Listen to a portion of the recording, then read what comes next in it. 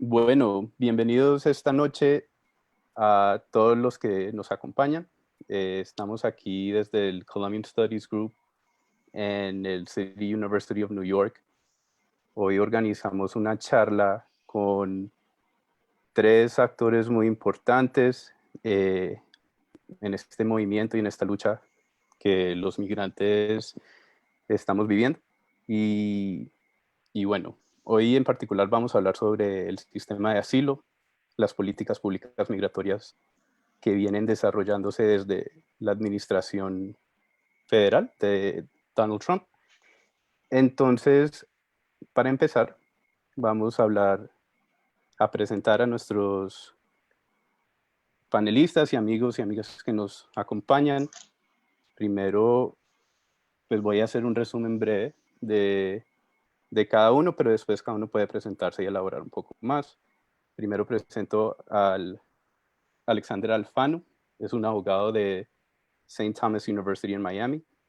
Tiene magister de la Florida International University y tiene experiencia profesional tanto en el estado de la Florida como en Nueva York.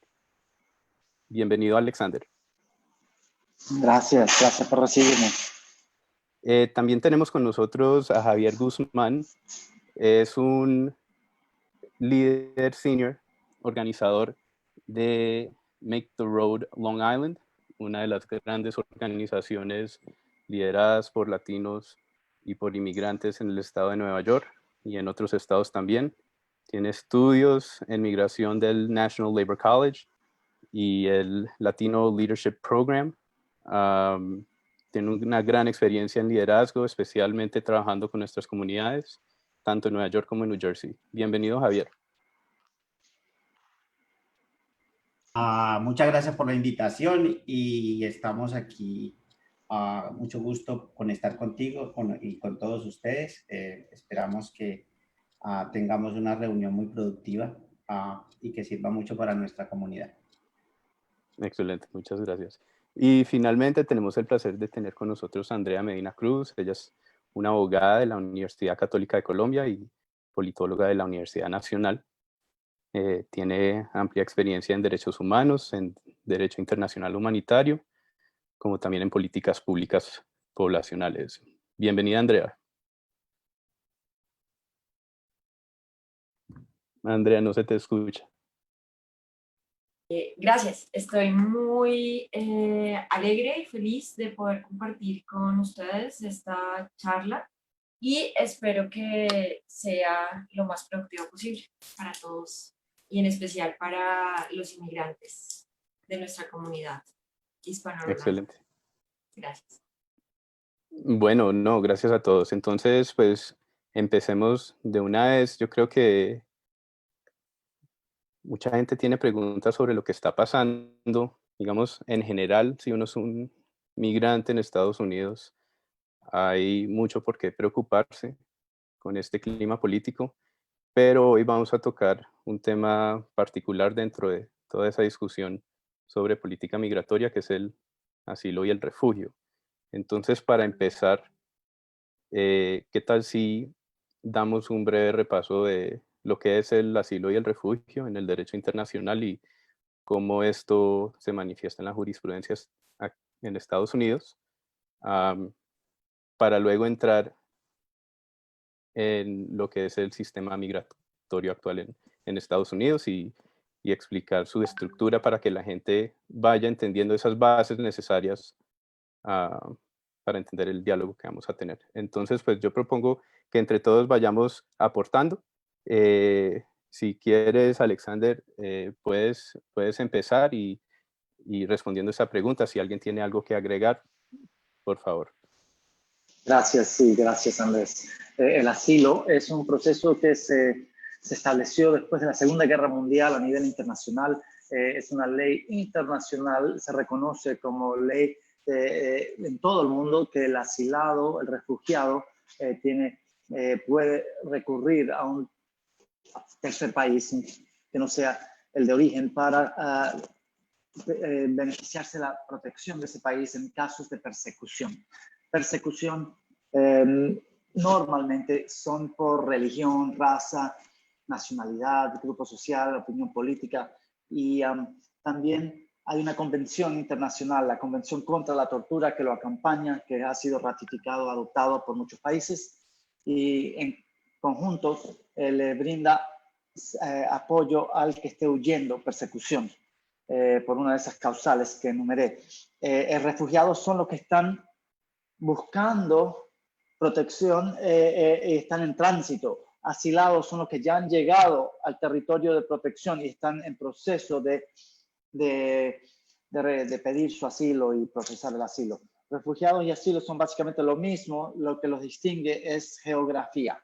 El refugiado aún no ha llegado, está en tránsito, y el asilado ya llegó y está en un lugar, un país que le brinda seguridad y apoyo. Excelente. Yo quería preguntarte ahí sobre el espíritu de la ley, porque digamos que eso es una gran definición, pero el espíritu de la ley sale ¿de dónde? ¿De qué iniciativa política y por qué se estableció un mecanismo a nivel internacional de refugio? Yo diría que se basa en derechos humanos internacionales. Es infame, notorio el incidente de que muchos judíos huyeron del régimen nazi buscando refugio, asilo, y hasta llegaron a los Estados Unidos y fueron rechazados, y muchos de ellos fueron regresados a Europa, donde perdieron sus vidas al régimen nazi. Y a partir de eso se desarrolló un código de ley para recibir al que está huyendo la persecución. Y se basa, son hermanos, los derechos humanos con el asilo. Uno se lleva de la mano con el otro. Muchas gracias. No sé si aquí Javier tenga algo que complementar. Yo quisiera agregar que el asilo, pues la parte histórica, la que dijo el señor Alfano, está bien, pero también hay que hablar de que el asilo aquí en los Estados Unidos siempre ha sido, eso no es nuevo, los ataques que hay contra el asilo. Por ejemplo, en los años 80, cuando la guerra que Estados Unidos estaba librando en Centroamérica, ¿verdad? Donde estaba en guerra Nicaragua, El Salvador, hubo una gran cantidad de civiles que prácticamente salieron, ¿verdad? Corriendo de esos países por las masacres y los bombardeos. Entonces llegaron aquí a Estados Unidos y comenzaron a aplicar por asilo, ¿verdad? Ellos cualificaban para el asilo porque ellos están huyendo, son civiles que están huyendo de una guerra que no es de ellos, ¿verdad? Entonces, ¿qué pasa? De que comenzaron a negarles ese asilo, hubo una demanda. Inclusive la palabra santuario sale de eso, porque en una iglesia en Chicago tuvieron a unas cuantas familias salvadoreñas que iban a ser deportadas. Entonces, iban a venir unas demandas internacionales y por supuesto por no quedar mal ante la opinión pública internacional, el Congreso de los Estados Unidos salió con una solución. Para no darle asilo a estas personas, se hicieron lo que se llama el TPS, que es el Temporary Protection Status, que es prácticamente un limbo. Usted ni es legal ni es indocumentado, es un limbo que usted maneja, y eso ha durado como por 30 años. Entonces, desde ese tiempo, por ejemplo, para hacerte un ejemplo de por qué nosotros decimos que eso es una ley racista, es porque, por ejemplo, en las guerras europeas a nadie le ofrecieron un TPS, simplemente le dieron asilo y aquí están. Pero cuando la gente viene de nuestros países latinos, entonces vienen todas estas pequeños cambios que han hecho para no darle el asilo, porque el asilo es residencia y lo que llaman ellos el path to citizenship, porque después de ser residente a los 5 años te puedes hacer ciudadano. El que tiene TPS, yo tengo amigos que tienen TPS hace 26 años y no tienen nada. Entonces es un poco de contexto para lo que está pasando acá. Excelente, excelente, muchas gracias.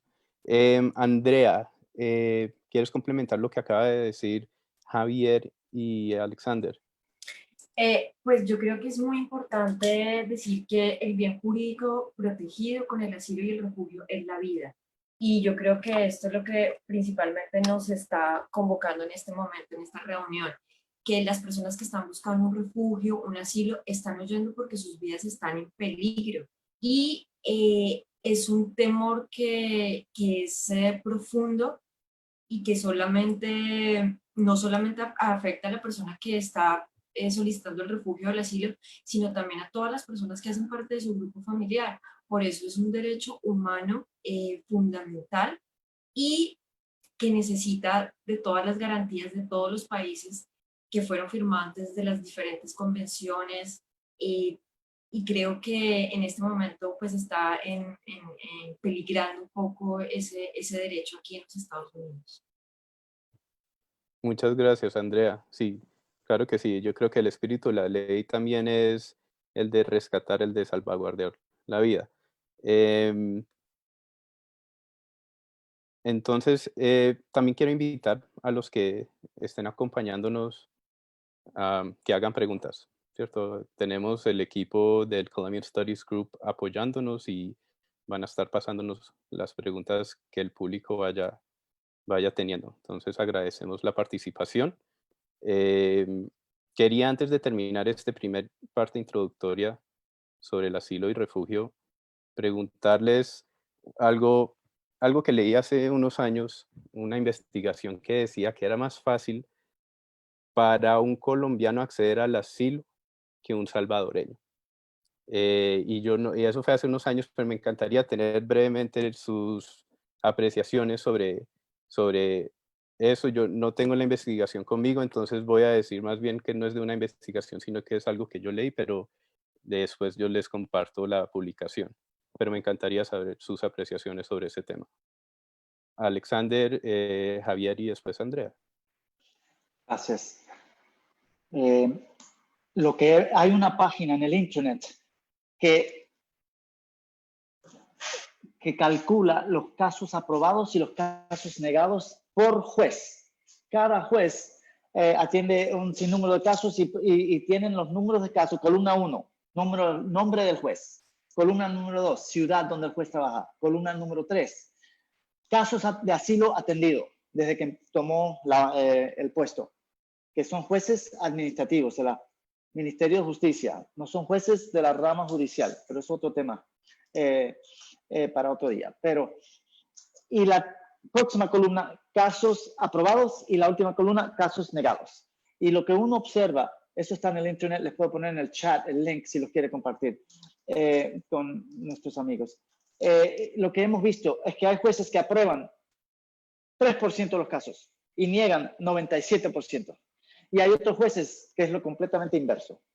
Aprueban 97% de los casos y niegan 3% de los casos, dependiendo en qué, en el juez. Hay jueces que son más, digamos, misericordiosos y aprueban más casos. Hay otros que no importa, todo lo ven con lentes negativas y están negando, casi como que si fueran jueces con una agenda política. ¿Okay? Entonces, sea colombiano, salvadoreño, venezolano, chino, lo que yo pienso que causa la mayor variedad entre los casos aprobados y los negados no es el país de origen, pero el juez que atienda el caso. Ahora les puedo colocar en el chat el link donde uno puede ver los porcentajes de casos aprobados y negados con el nombre del juez y en la ciudad. Y en mi opinión, mucho depende del juez y no hay uniformidad en lo que son a los jueces de inmigración, como aplican la ley. Mucho parece quedar a la discrecionalidad del juez. A veces a favor, pero muchas veces en contra. Gracias. Yo quisiera agregar en ese sentido de que hay otro punto para agregar a eso. Y ese punto es el acceso a la justicia. Porque resulta de que hay sitios, por ejemplo, como en la ciudad de Nueva York, donde hay muchísimas organizaciones que ayudan y hay muchas personas que pueden acceder a que se les llene una aplicación de asilo muy bien hecha, totalmente gratis. Hay otros sitios donde el acceso a la justicia es casi nulo, ¿verdad? Por ejemplo, estamos hablando de los que están presos en Lumpkin, Georgia, o donde no hay ayuda legal para nada. Y otra cosa es que en el sistema legal de migración no hay abogados de oficio. O sea, la persona tiene que contratarse un abogado, ¿verdad? Entonces, ¿qué pasa con los inmigrantes que vienen de Centroamérica? Son inmigrantes que no tienen acceso a recursos, o sea, son muy, muy pobres. Y además de eso también son personas que en su gran mayoría nunca fueron a la escuela ni siquiera, o sea, no hablan, ni siquiera leen ni escriben en español. Entonces, para ellos acceder a y a entender todo lo que se necesita para un asilo es muy complejo y también entonces caen en manos de estos notarios, ¿verdad? Y otras personas. Y no solamente eso, lo peor de todo es que también hay mucha insensibilidad, sobre todo les hablo de Long Island, porque ese es el sitio donde yo estoy, donde hay abogados que tienen una insensibilidad tremenda, donde una persona llega a pedir asilo y ni siquiera le explican o le preguntan, ¿qué fue lo que te pasó? Ven, yo miro a ver si aplicas o no aplicas. No es como, ¿qué vas a hacer? Asilo o sí, dame $2,000, yo comienzo y después hablamos. Entonces, ¿qué pasa de que la persona que no está educada simplemente paga y está convencida de que su aplicación de asilo va y que su abogado está respondiendo? Cuando de pronto al año o 2 años lo llaman y dicen, oiga, mañana tenemos la cita en el juez, traiga todas sus pruebas. La persona, ¿pruebas? ¿Qué pruebas? ¿Verdad? Entonces es un proceso y ahí es donde entramos nosotros como organización. Y nosotros tenemos talleres para decirle a la gente qué es lo que necesita para que hagan una buena aplicación, una aplicación que sea creíble y que pueda pelear ante los jueces un buen caso de asilo. Muchas gracias, muchas gracias. Andrea, yo quiero que respondas la misma pregunta, pero también quiero que ahí me surge, digamos, una subpregunta en el sentido de que como depende tanto de estos jueces y de las particularidades, em, de pronto se trata es de contexto también, ¿cierto? Como del contexto que tengan estos oficiales estadounidenses sobre lo que pasa en nuestros países. No sé qué piensas de eso. Lo que sucede es que cuando uno revisa la gran cantidad de migrantes que vienen de los países centroamericanos, nos podemos dar cuenta de que muchos vienen huyendo de una violencia estructural que es causada por grupos criminales. Y eso es lo que no comprenden de pronto estos jueces administrativos o estos oficiales administrativos que hacen parte del sistema. ¿Cómo se puede determinar que un grupo social está ejerciendo este tipo de violencia sistemática? Entonces yo también considero que la posición de los jueces es a veces muy superficial con respecto a la información y las dinámicas que vivimos nosotros en nuestros propios países. Entender este tipo de violencias, entender la violencia estructural que nosotros vivimos, que está atravesada también por la violencia del sistema, que empuja a los migrantes cada vez a las fronteras a solicitar refugio, a solicitar asilo, y no poder, digamos, tener la cantidad de pruebas que le está pidiendo el oficial, por ejemplo, de la primera entrevista, y luego el juez en el caso de que son rechazados, pues es muy complejo. Hace falta contexto, hace falta educación, pero también hace falta como voluntad. Y también considero que hace parte de una agenda política, como lo mencionaba el profesor Alfano, porque uno se sorprende cuando revisa casos en esta página de internet que es auspiciada por una organización no profit, y uno dice, bueno, se supone que el estado de Florida, por ejemplo, de Miami, está mucho más sensible por la cantidad de migrantes a lo largo de estos últimos 40 años, 50 años, provenientes de Cuba, por ejemplo, y nos damos cuenta que son los jueces que menos aprueban casos en todo Estados Unidos. Tenemos el caso de una juez que por sus apellidos parece que es de origen hispano, y de 133 casos aprueba 2. Entonces uno dice, claro, más que el 98% de casos negados. otros estados como históricamente más liberales, más pro-inmigrantes, más support de migrantes como Nueva York.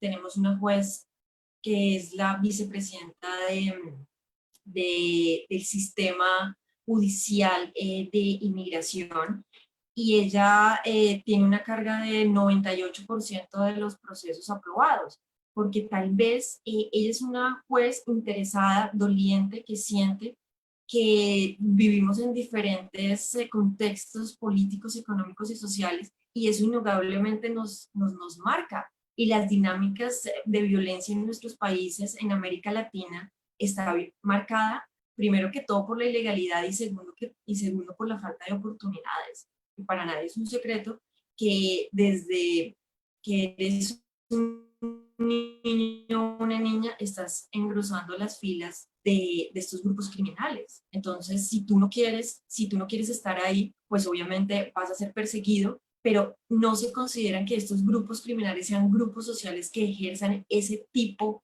de hostigamiento que va en contra de la vida de las personas. Entonces yo creo que el bien jurídicamente tutelado aquí debe ser la vida. Y creo que ese fue el espíritu de la norma, porque cuando nace el derecho de refugio y de asilo, nace precisamente en el mismo año que nacen las Naciones Unidas. Entonces, creo que son muchos interrogantes y es necesario también, como dice Javier, tener en cuenta que las personas que vienen huyendo a veces salen con pocas pertenencias, tienen un nivel socioeducativo muy bajo, y tenemos estas personas que se aprovechan de ellas. Por eso organizaciones como Made the Road hace un trabajo increíble haciendo estos talleres, pero pues estamos a merced de un tema indolente. De acuerdo, muchas gracias. Bueno, antes de entrar un poco en, yo creo que un tema central para esta conversación va a ser esa agenda política que ahorita estamos enfrentando. Pero antes de entrar en ese tema, ¿por qué no hablamos sobre el sistema migratorio en Estados Unidos? Digamos que sabemos que es un sistema grande que tienen sus partes administrativas, que es USCIS. Tiene una parte de lo que llamamos fuerzas públicas, que sería ICE, ¿cierto? Y también tiene una parte judicial, que es una parte grande, que es donde están los jueces. Entonces, de pronto, Alexander, ¿nos puedes comenzar a dar un bosquejo de qué es ese sistema aquí en Estados Unidos? Porque uno como migrante llega acá y no tiene ni idea. Uno llega a un estado, pero aquí es un sistema con soberanía dividida, entonces tenemos estados y el sistema federal. Entonces, por favor, explícanos un poco cómo es eso. Sí, la ley de inmigración en los Estados Unidos es federal. En otras palabras, aplica la misma ley de inmigración en todos los 50 estados, en todo el territorio norteamericano. Entonces, la ley de inmigración que aplica en la Florida, aplica en Nueva York, en California, para que estemos claros. No cambia la ley de inmigración por estado, como cambiaría la ley familiar, la ley penal, la ley de bienes raíces, la ley corporativa. La ley de inmigración es una ley federal. ¿Okay? Segundo, el presidente tiene 4 ministerios para ejecutar la ley de inmigración. Primero está el Ministerio de Homeland Security. Segundo está el Ministerio de Estado, Department of State. Tercero está el Department of Labor, el Departamento del Trabajo. Y número 4, el Department of Justice, Ministerio de Justicia. De los 4, los procesos de asilo proceden o por el primero o por el último, o por Homeland Security o por Justice. Si es un caso afirmativo, es con Homeland Security. Uno llega a los Estados Unidos y pide su asilo, manda a Homeland Security, Departamento de Seguridad Interna, por decir. Y particularmente a United States Citizenship and Immigration Services, que es de los... Homeland Security tiene 8 subministerios y USCIS es uno de los 8, ICE es otro, Customs Border Protection, FEMA, TSA, Secret Service, Coast Guard and Federal Law Enforcement Training Center. Son 8. USCIS es el donde se manda el asilo, a menos que lo detengan en la entrada. Entonces ahí, o que uno le nieguen el asilo y se lo remitan al Departamento de Justicia, donde están los jueces de inmigración. El asilo tiene 4 instancias. Número 1, no todas las 4 le aplican a todo aplicante, pero son 4 instancias. Número 1, temor creíble, credible fear. Eso se le aplica cuando lo agarran en el punto de entrada, para asegurar que haya un temor creíble y que es una, digamos, un proceso para identificar los casos de persecución en el mismo puerto de entrada, y se le hace una entrevista de temor creíble. Number 1. Number 2, asilos afirmativos con USCIS. Se llena la planilla y se manda con las evidencias. Number 3, ese es el afirmativo. Number 3 es el asilo defensivo. Cuando lo remiten al juez, el caso dicen que no está negado, que solamente está referido, pero está negado. Entonces el juez es la tercera instancia, juez de inmigración. Estamos hablando que ciertos jueces aprueban 98, otros niegan 98%. Y la cuarta instancia es the Board of Immigration Appeals, la Junta de Apelaciones Migratorias, que hay un sede, está en Falls Church, Virginia. Es una junta de jueces, un panel. Y puede haber una quinta instancia, pero hay que saltar a la rama judicial y colocar una demanda en los tribunales federales. Petition for review in the circuit courts. El país está dividido en 11 circuitos, 12 si incluyes DC, the Federal District. Entonces, Florida está en el 11, Nueva York en el segundo, Texas en el 5, California en el 9, y el país tiene 11.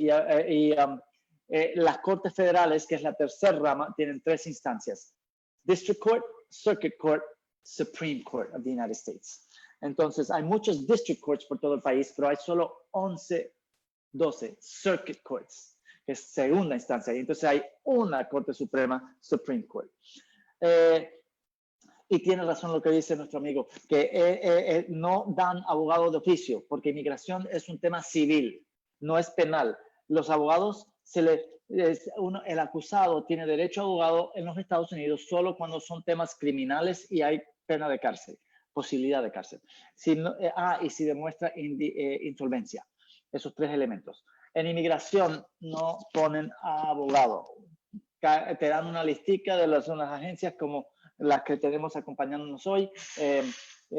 Organización Make the Road Long. Make the road, perdón, en Long Island.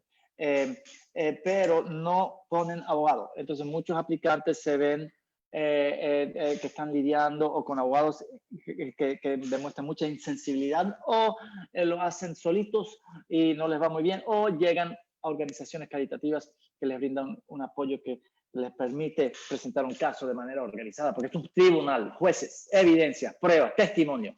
Se puede imaginar que hay muchas personas que realmente... y más, hay un dicho en inglés que el abogado que se representa a sí mismo tiene un imbécil por cliente. Uno nunca se autorrepresenta, a menos que sea imprescindible. Uno, cuando se va a presentar frente a un tribunal, es importante tener un representante que hable por uno y pueda dividir las funciones. Muchas gracias. Espero que eso le haya servido. Sí, claro que sí. O sea, entendemos entonces que el sistema migratorio es un engranaje de varias agencias y varios ministerios o departamentos, como se llaman acá, y por eso es que puede ser un poco confuso. Aquí, Javier, ¿quieres agregar algo? Sí, yo quería agregarle de que la división que hizo el señor Alfano o sea, justo on point, ¿verdad? Pero también es, por ejemplo, nosotros estamos supliendo una necesidad, pero hay otras organizaciones que cumplen otros servicios que son excelentes. Por ejemplo, hay una organización que trabaja con nosotros que se llama El Nuevo Santuario, ¿verdad? Que es una coalición de fe que ellos lo que hacen es que reciben a las personas y la escuela legal de NYU provee los estudiantes y los abogados y los profesores para recibir estas personas, y ellos les llenan la aplicación de asilo a las personas que no tienen dinero, ¿verdad? Y hacen un excelente trabajo. Entonces ya esta persona que aplica, a los 150 días de haber aplicado, le dan un permiso de trabajo. Y el concepto es de que ya con un permiso de trabajo tú puedes trabajar y ahorrar para pagar un abogado. Entonces ellos acompañan hasta allí. Nosotros lo que hacemos es entrenar a la persona en exactamente de qué es el asilo, cómo puede conseguir las evidencias. Hay tantas personas que no saben exactamente ni qué significa la palabra asilo, ¿verdad? Entonces llegan y nosotros lo que hacemos es hacerles varios talleres donde les enseñamos a hacer búsquedas en Google, cosas para buscar sus propias pruebas de cosas, ¿no? Simplemente cuando llega una persona, por ejemplo, a mí me dice, a mí me estaban extorsionando en mi país, y yo le digo, ¿qué pruebas tienen? Me dice, no, nada. Entonces, primero que todo, lo que hay que hacer, lo que hacemos nosotros es el taller y decirle, bueno, necesitamos declaraciones juramentadas de testigos que sepan que a usted lo estaban le estaban investigando, le estaban haciendo eso. Muchas personas llegan con que no, es que me mataron a un familiar, entonces, bueno, traiga la partida de defunción, pero eso por sí solo no significa que le vayan a dar asilo. Esa violencia tiene que ligarla a usted y a la razón por la que usted no puede regresar a ese país. Es, por ejemplo, sí, me mataron mi padre y me estaban buscando a mí, entonces yo no soy violento, yo no tengo armas, entonces no puedo enfrentarme a una ganga o a un grupo armado, ¿verdad? Que están en todo el país. Entonces, eso es, hay que probar que usted no puede regresar a ese país. El solo hecho de ser un víctima de un crimen o de algo en su país no lo hace elegible. Hay que enseñarles a las personas de que tiene que cumplir con ciertas cosas, porque la prueba tiene que estar de este lado. El juez nada más lo escucha y si usted tiene las pruebas necesarias, pasa. Por ejemplo, he tenido 2 personas que han ganado asilo frente a un juez solas, sin abogado, simplemente bien preparados. Excelente. Sí, qué bueno. Y de verdad, qué buena labor que ustedes hacen en Make the Road. Andrea, ¿qué piensas sobre este tema del engranaje que hay en Estados Unidos, la poca información con que llegamos como inmigrantes, especialmente aquellos exiliados, porque son migraciones forzadas? Bueno, La lo que palabra es tuya. sucede es que creo que la inmigración de Estados Unidos es demasiado nutrida porque llega gente de todo el mundo a este país. Entonces, por lo tanto, el sistema migratorio, en la primera medida para una persona que se enfrenta por primera vez al sistema, puede ser bastante confuso.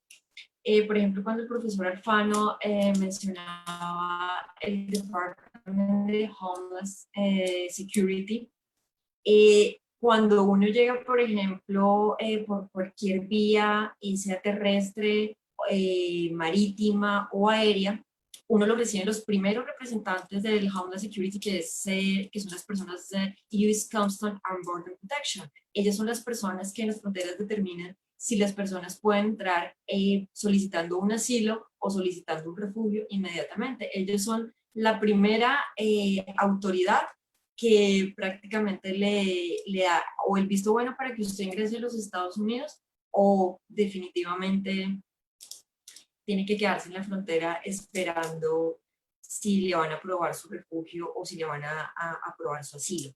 Creo que también es muy importante explicar a las personas dónde se encuentra esta información. Uno puede ir a la oficina de EU Citizen and Immigration, que en español se conoce como UCIS, y allí uno puede encontrar el Código Federal en la sección 8ª. Ahí se encuentra toda la información sobre asilo, sobre refugio. Está también el Acta de Inmigración y Nacionalidad, que es la Immigration and National Act, que es conocida en español como la INA. Y ahí tenemos toda la información disponible. Quiero decir que EU Citizen and Immigration ha hecho una gran labor con la página de internet. Nosotros podemos encontrar información en inglés y en español. También tienen un servicio al cliente de los 2 idiomas. Entonces, inaccesible no es, pero también concuerdo con Javier y creo que es también un determinante estructural para que se den todo este tipo de abusos contra las personas que somos migrantes y que no conocemos la ley, y es la falta de educación con la que llegamos, la falta de herramientas, y por eso somos presas tan fáciles de este tipo de abogados inescrupulosos, sin ética, sin valores, como siempre repite el profesor Alfano, La ética es muy importante para ejercer como abogado, como preparador, como notario, cualquiera que sea la función. Entonces, yo sí invito a las personas que tienen pendientes un caso de asilo, que no tienen su expediente, porque es una obligación que el abogado entregue un expediente, que revisen las redes sociales, que exista información, que si tenemos, por ejemplo, Facebook, Instagram, busquemos también la página de UCIS and Citizen Immigration. Ahí podemos encontrar toda la información. Tienen el Código Federal, parte octava, también lo podemos averiguar. Si no tenemos las herramientas del inglés a disposición, podemos utilizar un traductor, pero es necesario informarnos para no ser presas tan fáciles de este tipo de personas inescrupulosas. Con esto creo que cierro mi intervención. Muchas gracias. Muchas gracias. Sí, es cierto. Yo creo que también UCIS ha hecho un buen trabajo para informar a la gente por qué y cómo las están sacando. Em, de todas maneras, como dices, Andrea, hay maneras de traducir cosas. Google Translator, por ejemplo, es ahorita muy bueno en traducir textos. Entonces la gente tiene herramientas a su disposición. Yo quiero ahorita agradecer a los que nos acompañan porque han hecho varias preguntas y aquí quiero, antes de continuar, quiero hacerles una o dos de estas preguntas de la audiencia.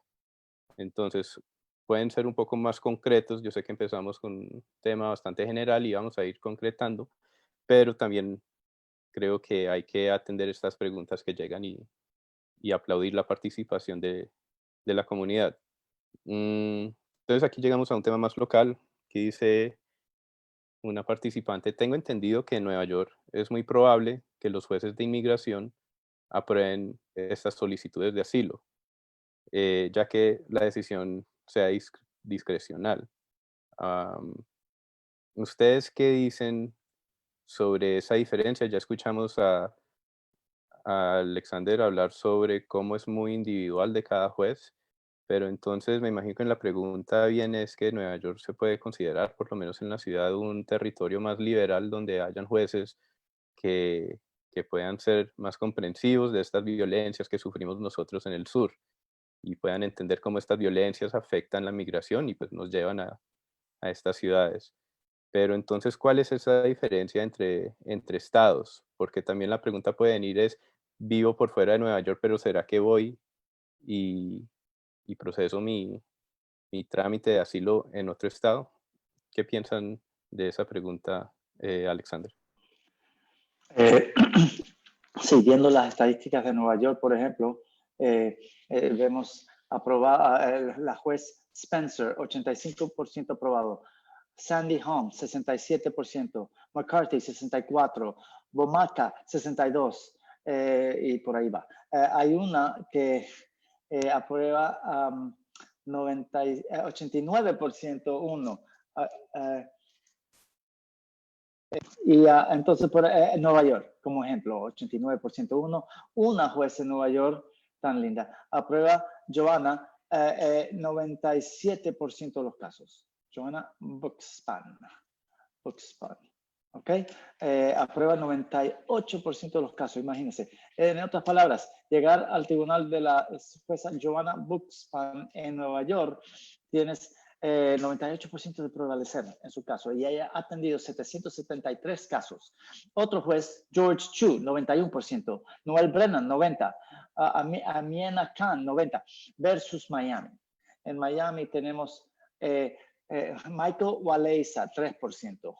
Thomas Ice, 4%. Stuart Siegel, 5%. Y por ahí va. Se dan cuenta que en Miami lo máximo, el porcentaje mayor de aprobaciones es 35%. Stephen E. Mander. Entonces, tal vez sea que en ciertas jurisdicciones colocan jueces más derecha y en otras jurisdicciones colocan jueces más izquierda. Recuerde que los jueces son contratados, son jueces que no son elegidos por el público, son jueces nombrados por el Ministerio de Justicia y tienen contrato, 2, 3, 4, 5, 6, y si me imagino que los monitorean y que los andan midiendo pero hay jueces que se han discutido con el Ministerio de Justicia alegando que ellos deberían poder ejercer discrecionalidad y que la administración de Trump los está limitando y que está forzando más negaciones. Por ejemplo, casos de violencia doméstica, denied. Casos de gang warfare, gangas, pandillas, denied. Casos de terrorismo, denied. Casos de crimen organizado, negado. ¿Ok? Homosexualidad, negado. Lo que otro presidente, otro ministerio podría aprobar. El presidente, la presidencia de Obama era más entregado a ampliar las categorías de asilo, por decir, los causales. Trump ha sido lo contrario. Entonces, ahora, uno tiene que aplicar en el estado donde esté viviendo. No puede, porque eso se llama forum shopping. Uno no puede ir a ver qué juez me voy a agarrar. Vamos con Joana en Nueva York. ¿Vale? No, eso no es donde esté uno residiendo. Y eso uno no sabe qué juez le va a tocar. Eso es asignado por una rotación interna, me imagino, y le asignan el juez. Entonces, no es que uno pueda programarlo, pero sabemos que hay lugares del país que son más amenos al tema del refugiado, el asilado. Thank you. Muchas gracias, Alexander. Sí, este tema de que uno tiene que aplicar donde uno está residiendo.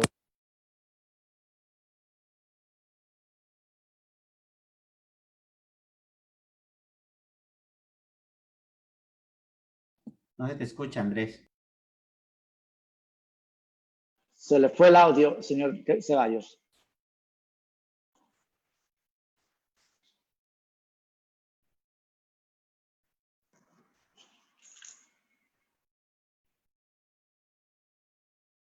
Aló. Ahora sí, señor Andrés. Ahora sí. Oh, le estaba preguntando a Javier qué pensaba sobre este tema ya más local y sobre las posibilidades que tiene un inmigrante dependiendo si viva en la ciudad de Nueva York o en Miami o en Houston. Bueno, mire, todo eso, lo que está hablando el profesor Alfano tiene razón, pero hay una cosa. Lo que decíamos nosotros del burden de la prueba está en la persona que aplica por el asilo. Uno no puede venir a Nueva York y venirse a vivir aquí, a trabajar para aplicar por asilo aquí, si usted mete una aplicación de asilo que está mal hecha o que no tiene pruebas. Se la van a negar. Ahora, lo que sí puede encontrar más en Nueva York es ayuda legal. Usted puede encontrar ayuda legal en muchos sitios. Casi todas las universidades tienen clínicas legales donde usted tiene que buscar muchísimo, pero aquí hay mucha ayuda legal. Está el Legal Aid Society, tiene una parte que ayuda en inmigración. Está NILAC, está organizaciones como la nuestra, está el Nuevo Santuario, está Columbia University también tiene, CUNY tiene su Legal Clinic. Entonces, hay mucha más información y ayuda legal que usted puede encontrar en la ciudad de Nueva York. Eso es una ventaja, pero la otra cosa es que sí tienen razón en que hay jueces liberales y hay jueces muy conservadores, pero también tiene que ver en que usted ponga una aplicación que sea creíble y que tenga suficientes pruebas, porque recuerde que si usted pierde, usted puede apelar, pero al usted apelar, usted no puede agregar más evidencia, usted tiene que apelar con lo que tiene. Entonces, si usted tiene una aplicación weak, que no va para ningún lado, usted va a apelar y va a volver a pagar, pero va a llegar a lo mismo. Entonces, yo creo que parte de en vez de mirar dónde es más fácil o dónde tiene más chances, es más bien enfóquese en hacer una aplicación muy buena, donde usted pueda apelar y la pueda ver otro juez y la pueda ver de diferente manera.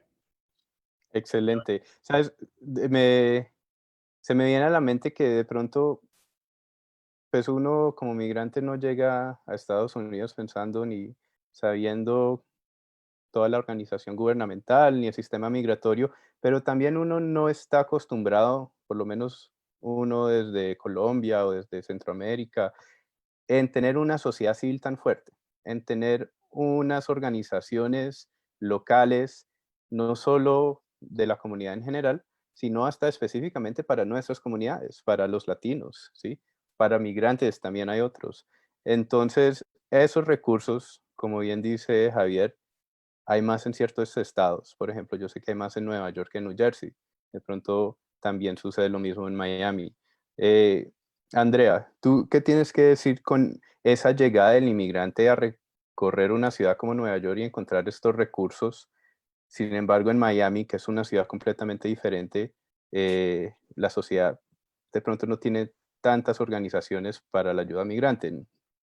Bueno, yo creo que es importante entender por qué la sociedad neoyorquina es tan proclive a ayudar a los inmigrantes. Es que realmente creo que este es un país que se ha construido con base en los migrantes. ¿Quién no tiene descendencia polaca, húngara, la mexicana, colombiana? O sea, este es un país hecho de todas las nacionalidades.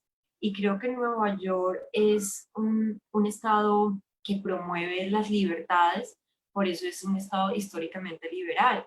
Promueve los derechos civiles, los derechos políticos, los derechos económicos. La gente en Nueva York se solidariza. Existen tantas organizaciones no gubernamentales de con diferentes temas para abordar. Entonces, es como la forma y el ánimo que uno ve, digamos, en Nueva York. Uno se sorprende un poco de estados del estado de la Florida porque tiene esa gran cantidad de migrantes, pero no son fuertes. La sociedad no civil no es fuerte precisamente porque no hay el ánimo de construir comunidad, finalmente. Uno puede ver la diáspora de los cubanos y no son fuertes esa ayuda en el sentido migratorio porque, pues sí, sinceramente no hay como ese ánimo. Creo que aquí existe también la filantropía bastante fuerte. Las organizaciones no gubernamentales también de las iglesias son muy fuertes aquí en Nueva York y, y es un santuario para que lleguen los migrantes. Entonces, creo que este es un buen lugar y donde se encuentran muchas posibilidades. Y uno lamenta estados pues de corte más republicano donde no es muy proclive a los inmigrantes, pero sin embargo los inmigrantes trabajan, usufructan del trabajo de los migrantes y encima pues no consideran que la inmigración es muy difícil y más cuando se encuentra en situaciones precarias. Si la migración no fuera, si la migración tuviera todas las características de económicas, sociales, culturales, pues creo que sería más fácil, pero cuando llegas a tu país sin conocer el idioma, sin tener las herramientas para poder acceder al sistema, va a ser siempre más complejo en cualquier lugar del mundo. Muchas gracias. Muchas gracias, Andrea. Sí, Andrés, si me dejas, por favor, yo podría agregar otra cosita más, sobre todo si hablamos de Florida, ¿no? Que por favor, claro que sí. la cuestión política tiene mucho que ver también, porque, por ejemplo, ¿qué pasa en Florida? Que la mayoría de los inmigrantes son cubanos y los cubanos han tenido un poco de privilegios que no son accesibles para todos los hispanos, como en la ley de ajuste cubano o pie mojado, pie seco, toda esa cantidad de cosas que tienen porque, o sea, las influencias políticas de los problemas que hay entre Cuba y Estados Unidos ha facilitado más para los cubanos poder acceder mucho más fácilmente a legalizar su estadía en los Estados Unidos.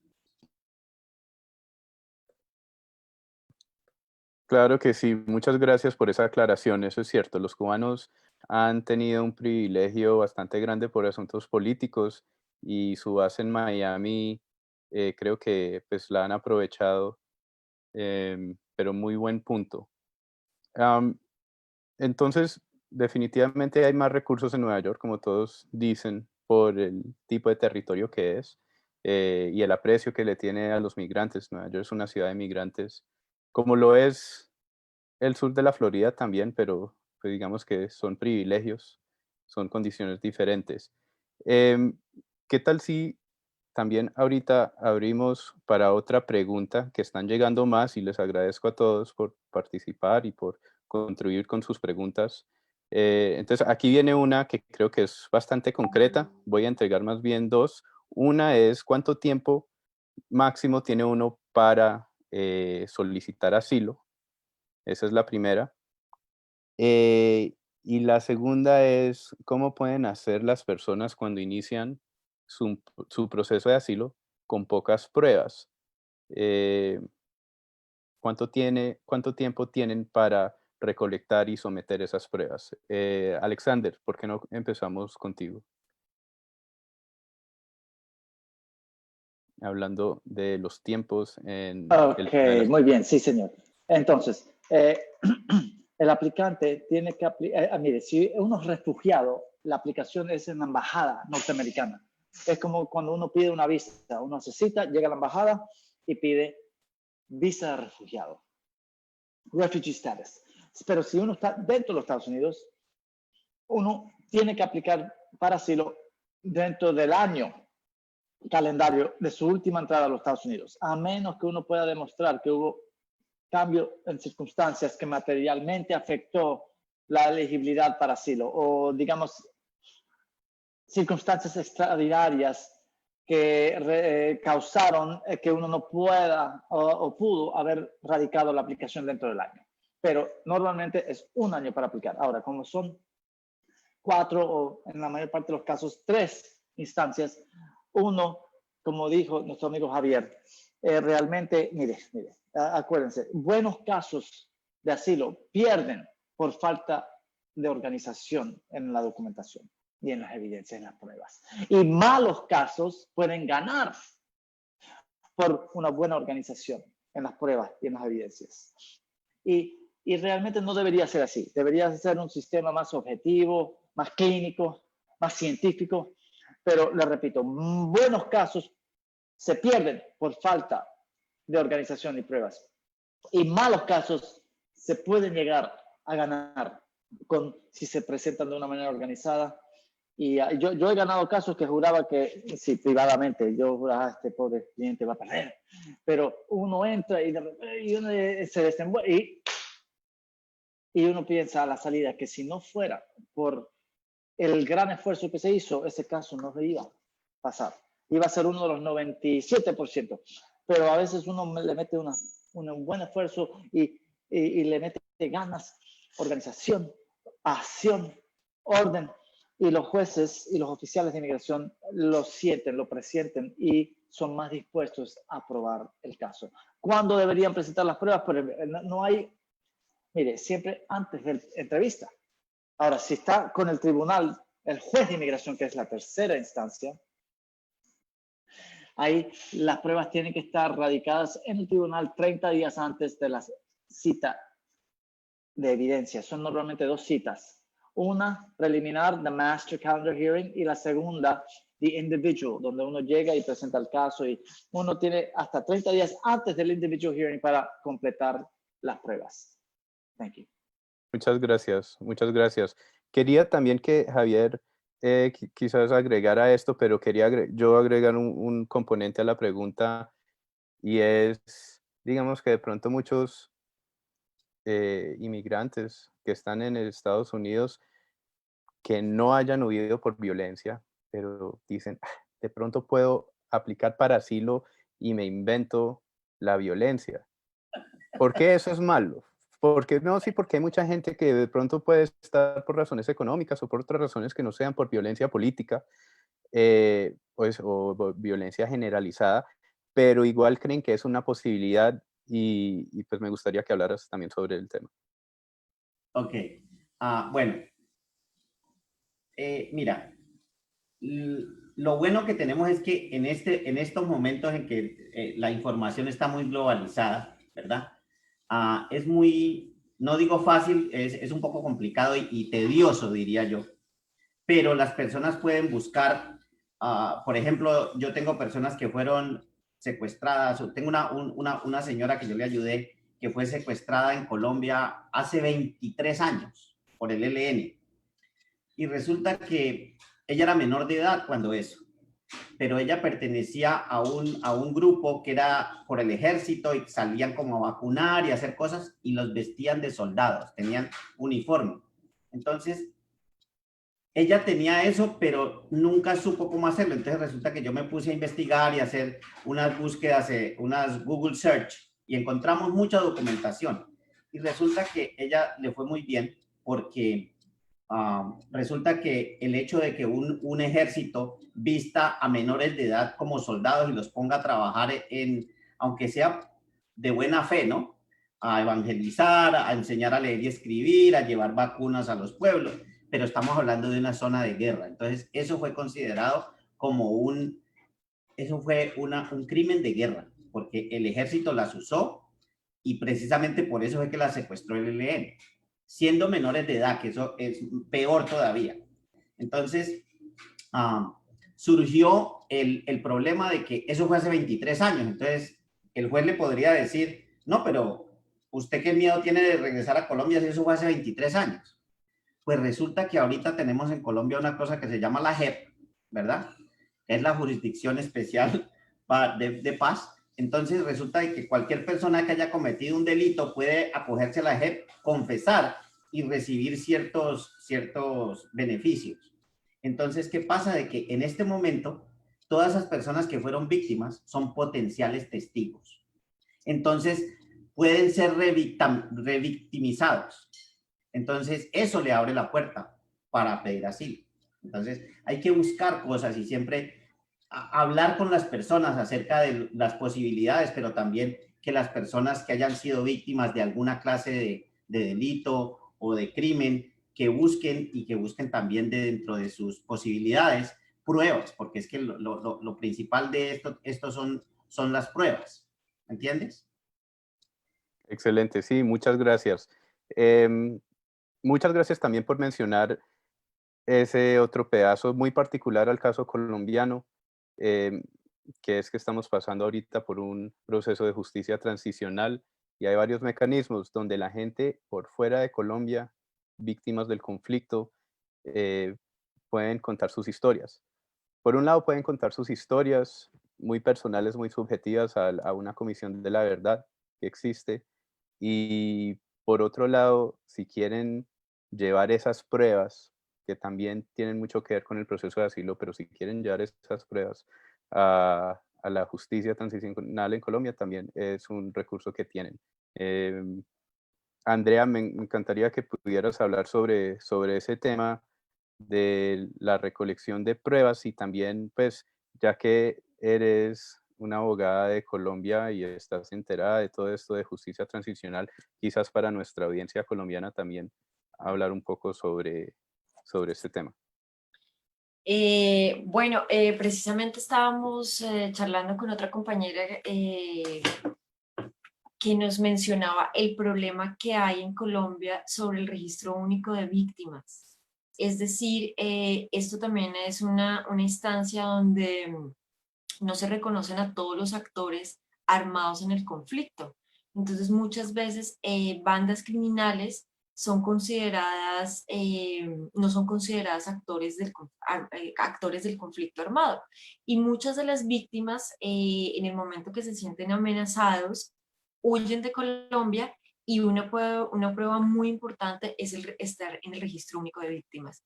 Indagando con los compañeros que están trabajando allí, nos mencionaban que es posible, mediante algunos mecanismos jurídicos, lograr que las personas entren a ese registro, pero como siempre vemos un poco como de imposibilidad de las víctimas de poder ejercer su derecho a la verdad, a la justicia y a la reparación.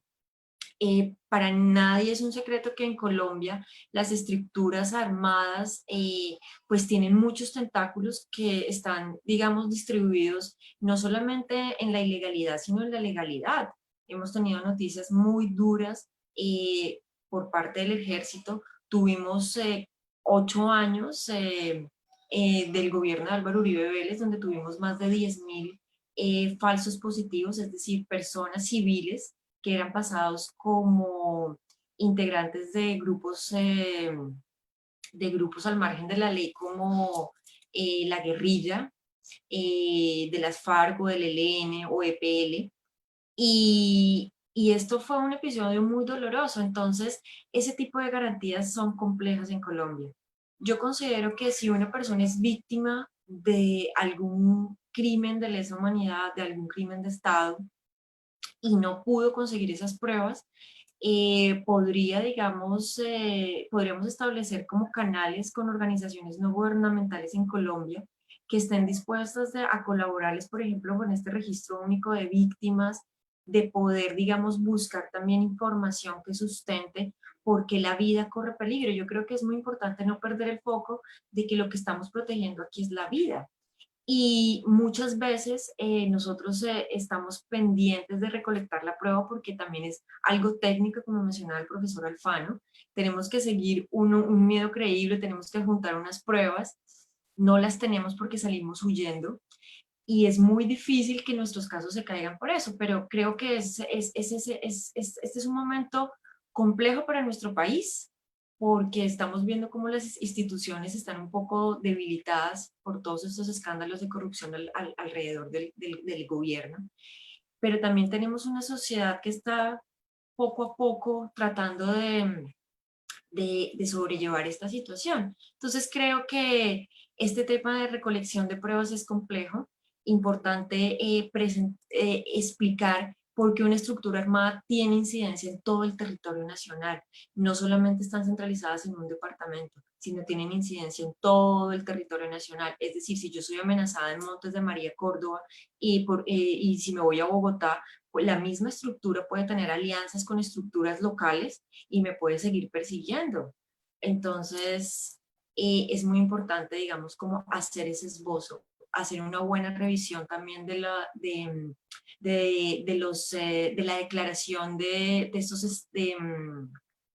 estos informes que hacen anuales organizaciones como Human Rights acerca de qué pasa en Colombia año a año con la violación de los derechos humanos. Entonces, creo que también es importante adjuntar esas declaraciones en nuestras solicitudes de asilo, para que la persona que observa el expediente sepa un poco a través de una organización que le está explicando qué pasa con esos actores del conflicto armado y cómo se reconstituye, porque muchas veces pueden llamarse de una manera, terminan siendo como una especie de pagados al mejor postor. Entonces muchas veces son rastrojos de las estructuras criminales del paramilitarismo y vuelven y se reconstituyen y entonces pasan a engrosar las filas, por ejemplo, de otros actores armados. Entonces todo el tiempo se van reconstituyendo estas organizaciones criminales. Entonces es Muchas importante. gracias. Bueno, muchas gracias. La verdad, ese tema de la justicia transicional y la violencia y el exilio es un tema muy candente. Digamos que algunos los pueden percibir como sesgados, ¿cierto? Pueden percibir como toda una negociación de paz como un ejercicio sesgado y pues uno lo puede ver así, criticar y todas las respuestas son pues muy respetadas, pero también hay que mirarlo de que son instituciones que están muy abiertos a las historias y a las experiencias y a las dolencias que han vivido los colombianos en el exterior en este caso. Entonces, entre más historias y conozcamos y más participemos, yo creo que podamos lograr mm, una narrativa común, intersubjetiva, pero entre todos. Digamos que las críticas y los aplausos y todo tiene cabida. De todas maneras, esto aquí pues se nos sale un poco del tema, aunque está muy ligado también con el tema de las pruebas. Por ejemplo, aquí, por eso la pregunta inicial sobre la comparación entre casos de asilos colombianos y casos de asilos, digamos, de El Salvador, porque está muy presente, yo acompañé un caso de asilo como intérprete y está muy presente en las mentes de muchos de esos oficiales que hay una guerra civil, una guerra entre combatientes en Colombia. Entonces, muchos casos que yo atendí fueron estas víctimas, familias exiliadas por violencia de la guerrilla. y en gran medida estos casos, bien justificados, bien redactados, pues eventualmente fueron aprobados. Entonces, de pronto pueden hablar un poco sobre la diferencia, empezando con Alexander, entre lo que se considera violencia generalizada y violencia ya de guerra, ¿sí? De conflicto armado, porque si no estoy mal, Jeff Sessions, que era el antiguo Attorney General, creo que estaba tratando de decir que eso de crimen organizado no cuenta como violencia. Entonces, puedo estar equivocado con mi interpretación. Quiero que elabores un poco sobre ese punto entre la diferencia de violencia de una guerra, conflicto oficial y otro de violencia generalizada de pandillas. Sí, gracias. Lo que vemos es que la ley exige que haya una persecución dirigida, enfocada en el aplicante. No puede el aplicante simplemente depender, en su caso de asilo, en condiciones generalizadas en el país de origen o de donde busca, de cual busca protección. Condiciones generalizadas generalmente no bastan. Y los abogados, perdón, los oficiales de inmigración y los jueces continuamente niegan los casos porque las cosas están muy mal en Venezuela. Las cosas están muy mal en Cuba. Las cosas están muy mal en Colombia. Pero entonces los jueces y los oficiales preguntan, ¿pero con usted qué pasó? Sí, pues conmigo, sí, me molestaron, tuve 2 y 3 incidentes. Y lo que los jueces indican y alegan, y los oficiales de inmigración, de asilo, que el hostigamiento no llegó a un nivel de persecución. Sí, lo molestaron, lo identificaron, lo marginalizaron, lo señalaron, perdió quizás un trabajo, perdió oportunidades laborales, educacionales, quizás en el vecindario lo miraban mal o lo vigilaban, quizás hasta lo golpearon, quizás hasta fue preso. Pero los jueces, muy fácil, perdón, sí, pero con cara dura le dicen, no, perdón, sí, pero usted, aunque usted la pasó muy mal, y sí, aunque pero lo suyo es negado. Y uno queda como que incrédulo y piensa, y yo cuando era más jovencito pensaba, pero ¿cómo será que van a negar el caso? Venezuela está tan mal. Al señor le marcaron toda la casa, a la señora casi la matan, la siguieron hasta la casa, y los jueces buscan y rebuscan cómo negar los casos. Ahora, disculpe, ciertos jueces. Yo pienso que muchos jueces tienen una barrera muy alta. La carga de la prueba la ponen bien alta. Recuerden, la carga de la prueba para asilo es a reasonable possibility. Reasonable possibility, la acaban de subir a reasonable possibility. Tiene que ser una posibilidad razonable de que si usted lo regresa a su país va a sufrir persecución, daños físicos o a su vida o laborales, porque también persecución económica y laboral constituye persecución.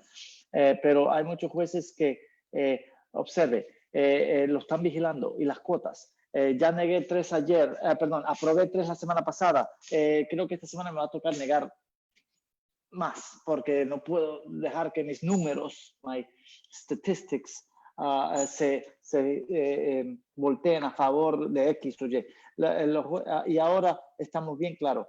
Han eliminado pandillas, violencia doméstica, terrorismo, crimen organizado, los maratruchas y todo en Centroamérica, Honduras y El Salvador. Han eliminado así, hace un par de semanas, ahora entre vigor el 21 y el 25 de agosto, eliminaron persecución por género, homosexualidad, y quieren eliminar persecución por oficiales que estén actuando fuera de la ley. Quieren, no que quieren, lo han eliminado. Ahora el 21 y el 25 de agosto toma efecto. La Convención contra la Tortura te prohíbe regresar a una persona a un país donde puedan ser sujetos a tortura. Pero el que tortura tiene que ser oficial del gobierno o actuando con autorización del gobierno.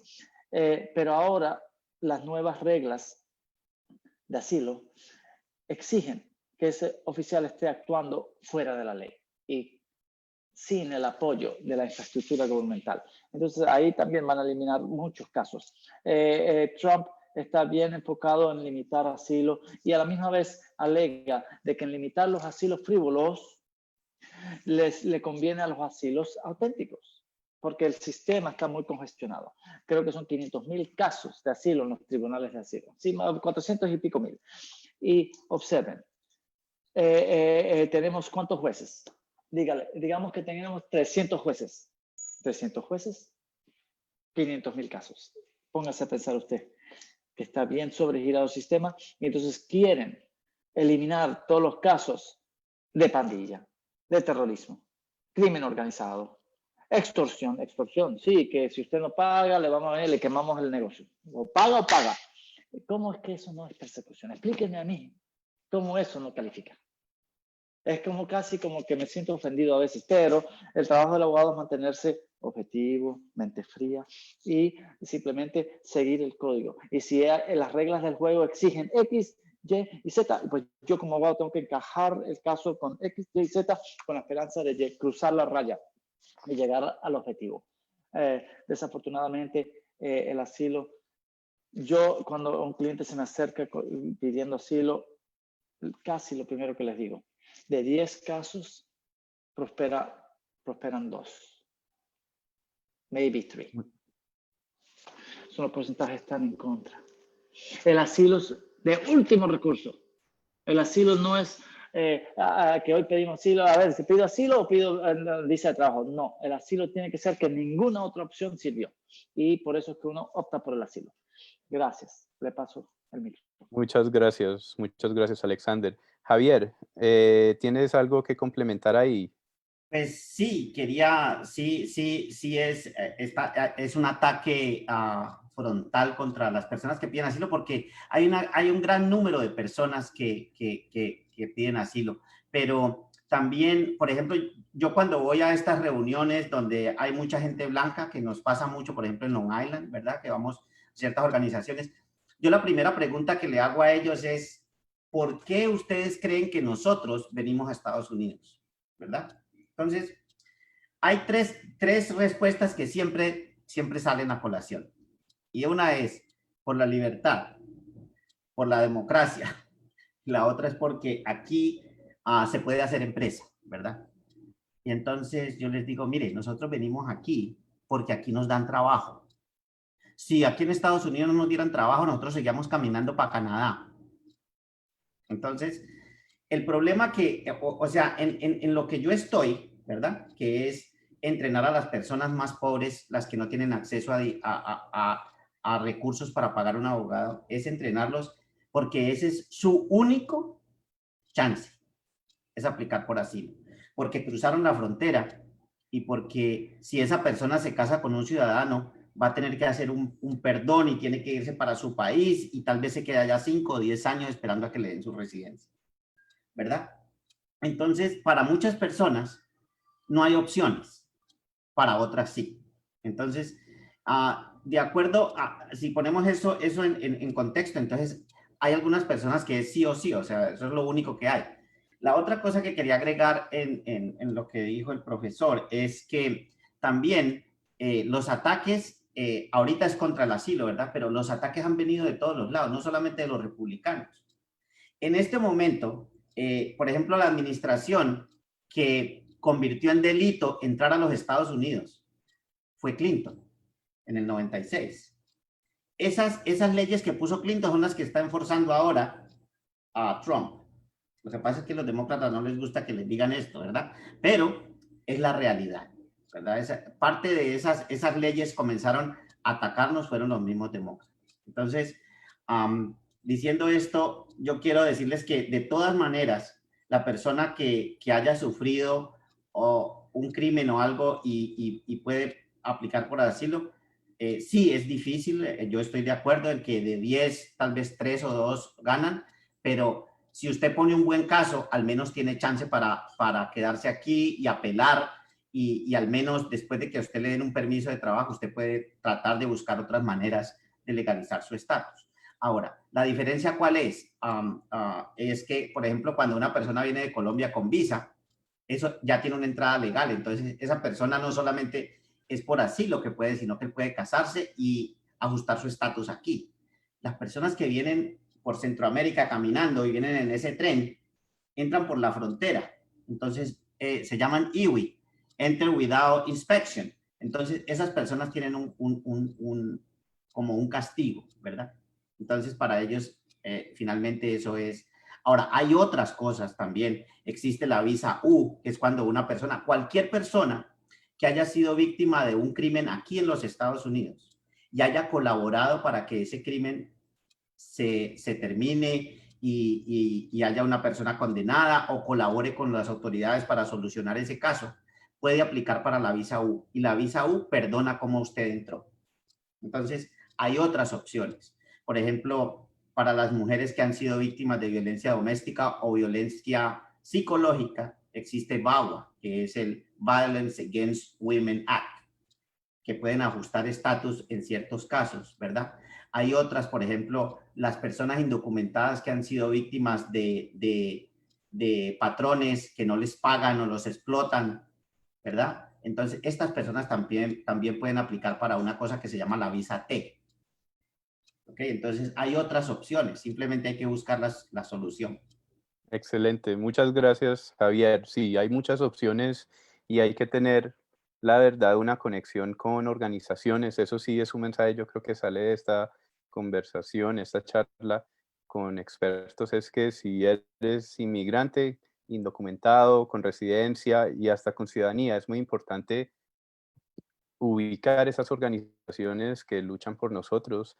Si no es tanto por recibir ayuda, pues también es para aportar, ¿cierto? Por eso el tema de la filantropía es tan importante en las ciudades como Nueva York.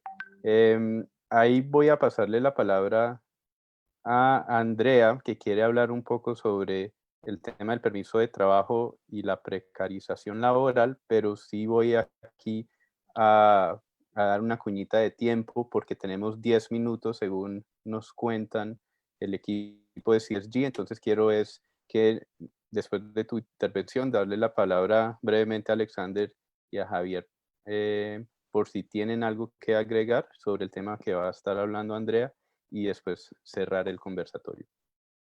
Dale, Andrea. Bueno, muchas gracias. Creo que uno de los cambios más importantes que se da con estas nuevas programaciones presidenciales, que son decretos presidenciales, es precisamente ese tiempo que tenían las personas solicitantes de asilo para pedir su permiso de trabajo. Normalmente las personas para hacer la solicitud y el oficial de inmigración de UCIS tenía 30 días para poder contestarle a las personas, es decir, a los 180 días las personas podían ya tener su permiso de trabajo y su Social Security. Ahora con estas proclamaciones que entran en vigencia a partir del 25 de agosto y que operan, que tienen, digamos, como una retroactividad, es decir, las personas que solicitaron asilo en este año van a verse afectadas con eso. Ya ese tiempo, que era el único tiempo como que estaba establecido en toda la parte administrativa de UCIS, 30 días, no ninguna otra solicitud ni peticiones familiares tenía ese tiempo, quedó, digamos, ampliado a 365 días. A mí realmente esto me parece que es una violación fundamental al derecho del asilo, al derecho del refugio, porque eso implica que las personas que están solicitando este derecho se ven, digamos, afectadas porque ¿cómo van a, digamos, conseguir un abogado, como nos explicaba el profesor Alfano, que el sistema, digamos, administrativo de inmigración no provee abogados porque se considera que la migración es un tema civil? ¿Cómo hacen las personas? Me pregunto. ¿Cómo van a hacer las personas y sus familias para poder sobrevivir si en 365 días pueden solicitar este permiso de trabajo? Yo creo que sí es muy importante que las organizaciones no gubernamentales y todas aquellas personas que son dolientes del tema del asilo y del refugio nos pronunciemos y lo hagamos así como con las últimas medidas que tomó Trump acerca de las visas de estudio, de cancelar las visas de estudio, y cómo las universidades se abalanzaron con diferentes demandas en contra de esas propuestas. Así lo hagan las organizaciones no gubernamentales, porque estamos en un año electoral. Sabemos que esto tiene unas propuestas, que tiene unas finalidades en el escenario electoral de convencer a un público que no es proclive a los inmigrantes. Y tenemos claridad de que si vuelve a ser si Trump gana la reelección, estas normas se van a mantener, pero tampoco tenemos seguridad de que si gana un demócrata las vaya a suspender o no.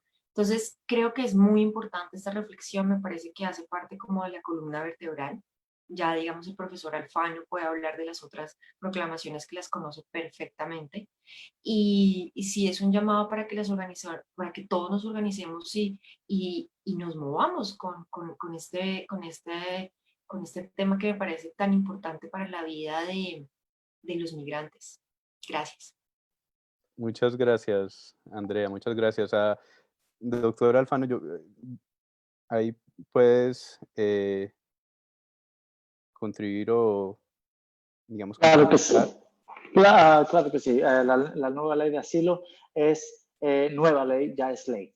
Es ley ejecutiva. Regulaciones, reglas promulgadas por el Ministerio de Homeland Security y el Ministerio de Justicia.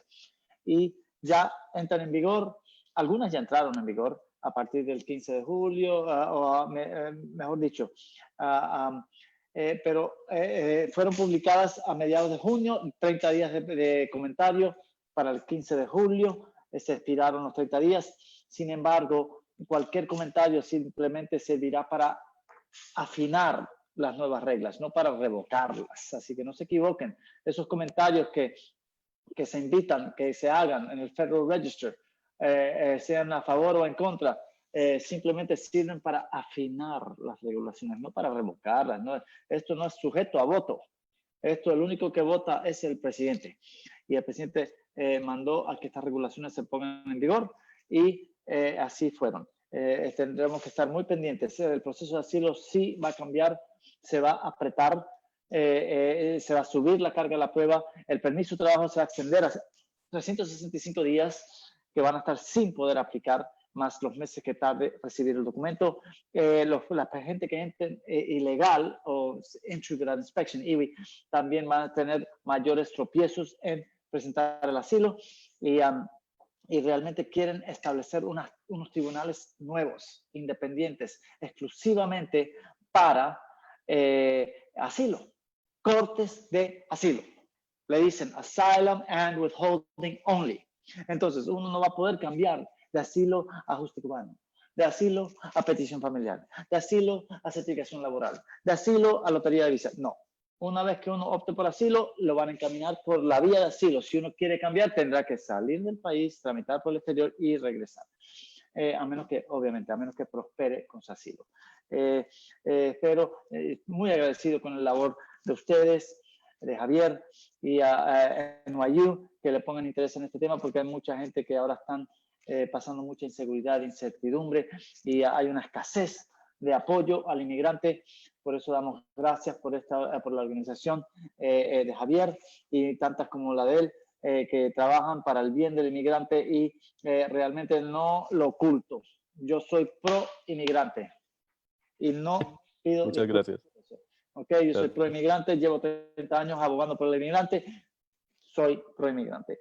Entiendo que tiene que haber orden, tiene que haber un sistema, no pueden, por ejemplo, cuando uno va en el tránsito, uno hace fila y se le mete uno y cualquiera se ofende. Igual con inmigración.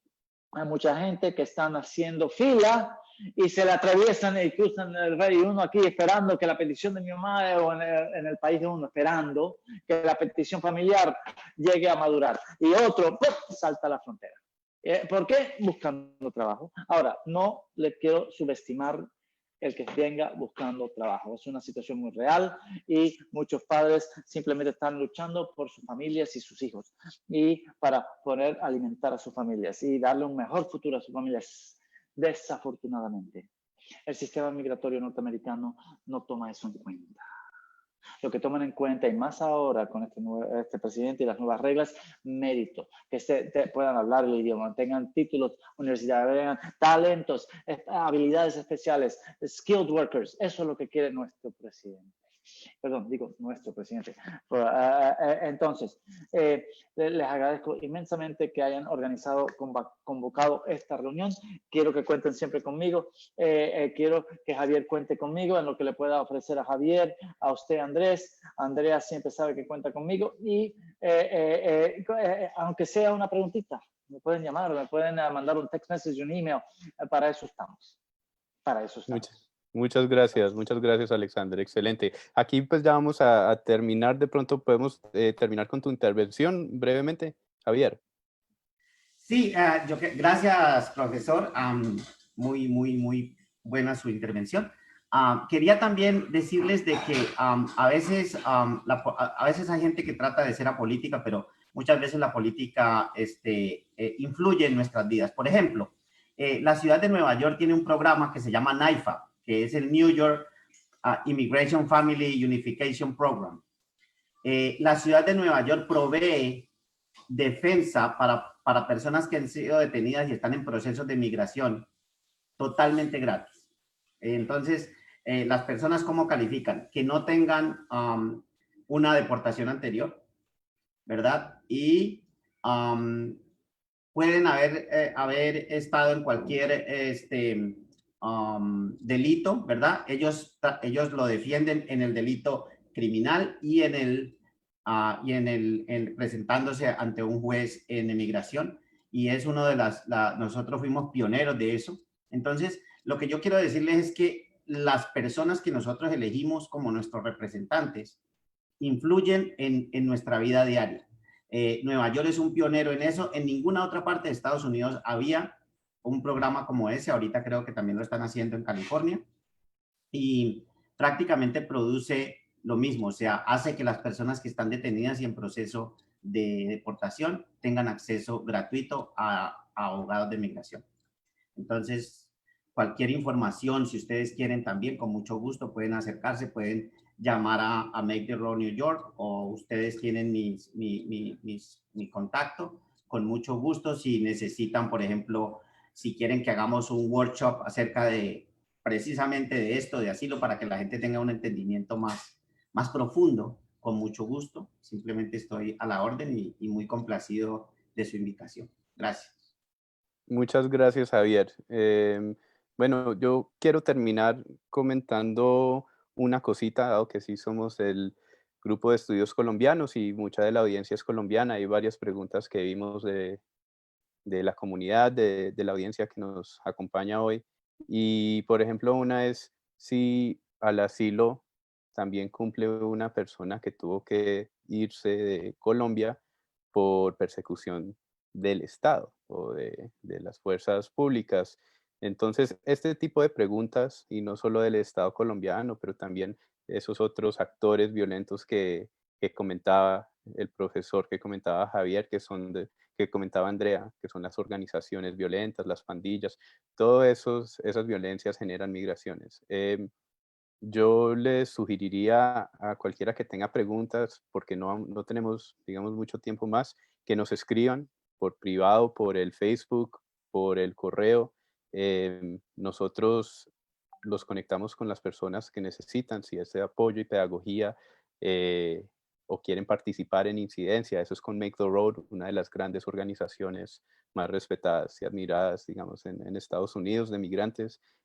Si hay una curiosidad ya más técnica, más legal, también podríamos ir y buscar al profesor Alfano o también a Andrea, en términos de que son dos abogados excelentes. Entonces, yo les sugiero a todos que tengan preguntas, pues mándelas, nosotros siempre estamos respondiendo.